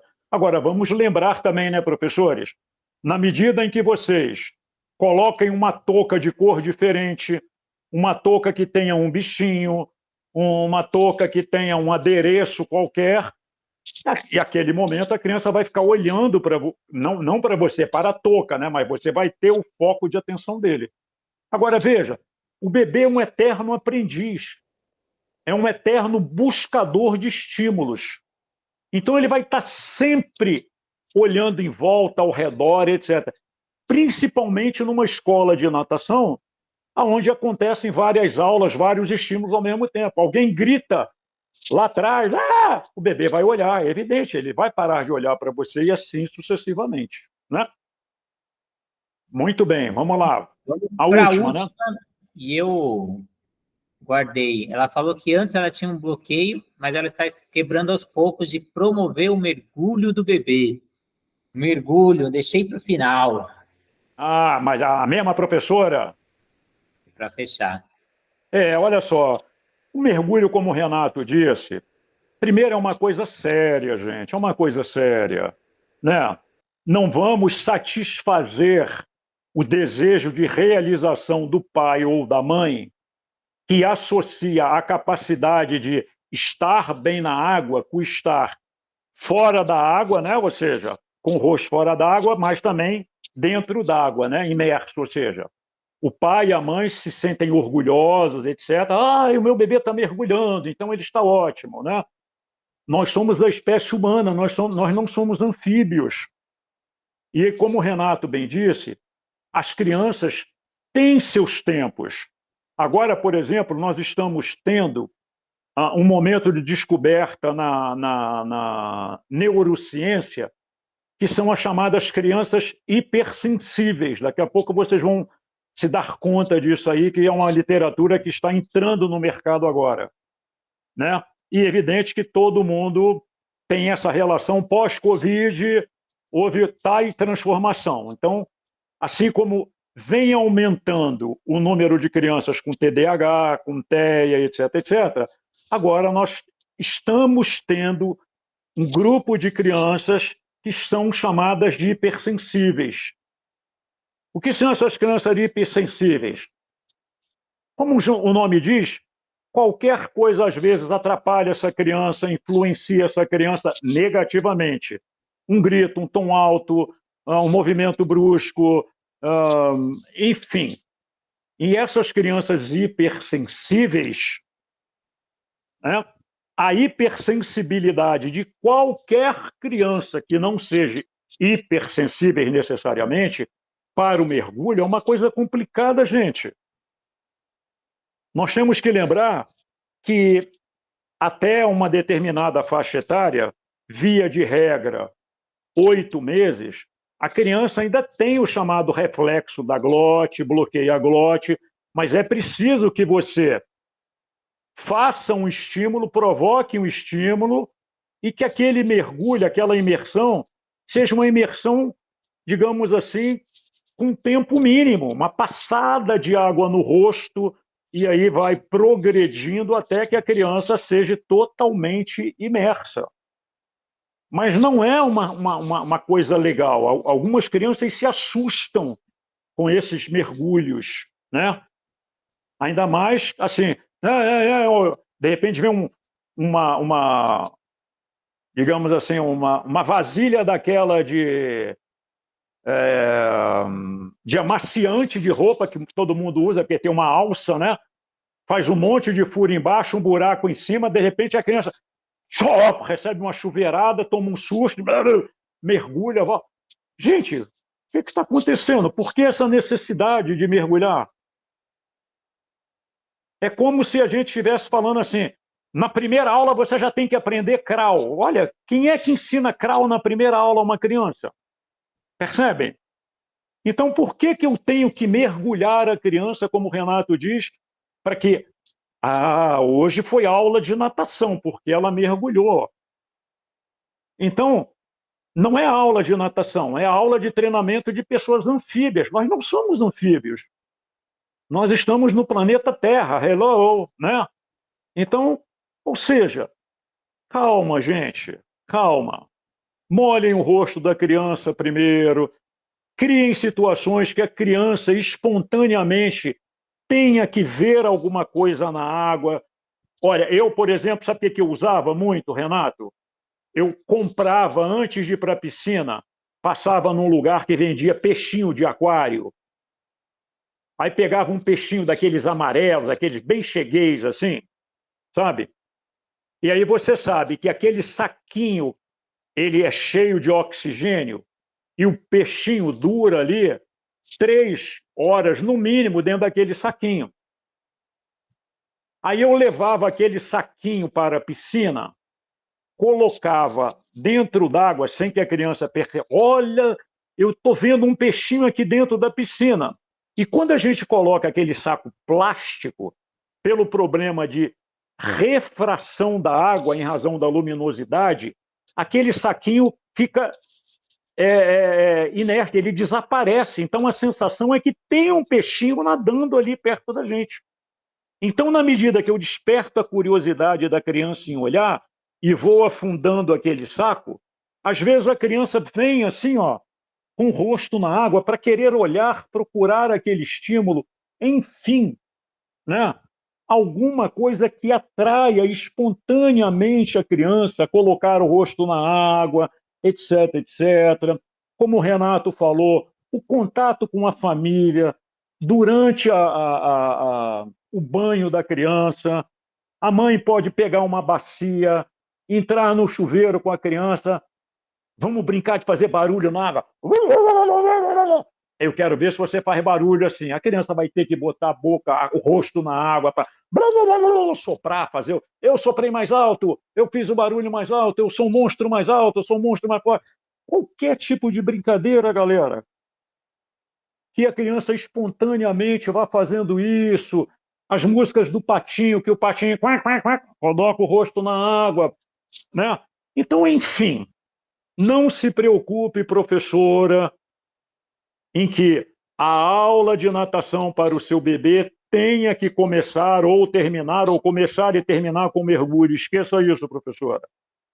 Né? Proponha várias atividades, vários tipos de contato, e, enfim, e que paulatinamente, aula após aula, o bebê vai exatamente se adaptando a esse meio e daqui a pouco ele, vendo os coleguinhas mergulharem, tem essas coisas também. Saia do local da aula de bebê, combine com outro professor que está dentro da piscina, peça aquele professor para quando chegar perto com seu bebê, ele vê os outros amiguinhos mergulhando e ele vai ter a curiosidade de saber o que esses meninos estão fazendo, que estão colocando o rosto dentro d'água. Qual é a sensação? Né?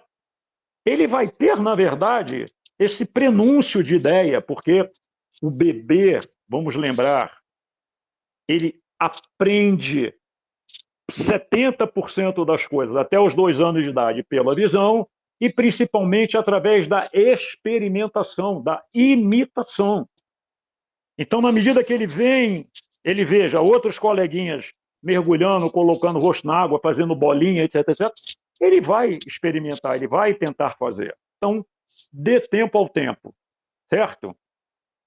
É isto. Excelente. Aí só complementando que o mergulho, a gente sempre lembrar alguns mitos, que o mergulho não causa otite em bebês, é um mito muito grande que a gente tem, e os pais carregam esse mito, então a gente tem que quebrar esses mitos.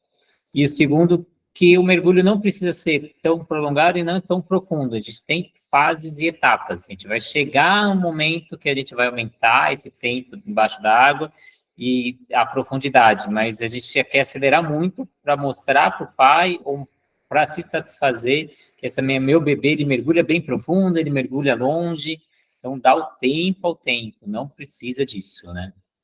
E eu acho que é isso, Damasceno, por hoje. Cristiano, beleza, antes de terminar, eu quero agradecer a permanência do professor Cristiano Torres aqui. Mais uma vez, dizer a você, Cristiano, olha, conte com o Renato, com o Bruno, com a Natação Criativa. Você se inscreveu no lugar certo, na proposta certa. E sempre, Cristiano, exercite as coisas. Tente fazer seus planos de aula. Mantenha contato com o Renato, com o Bruno. Eles estão sempre respondendo, sempre disponíveis. Eu, nem tanto. Eu só estou aqui dando uma ajuda, participando aqui espontaneamente, tá?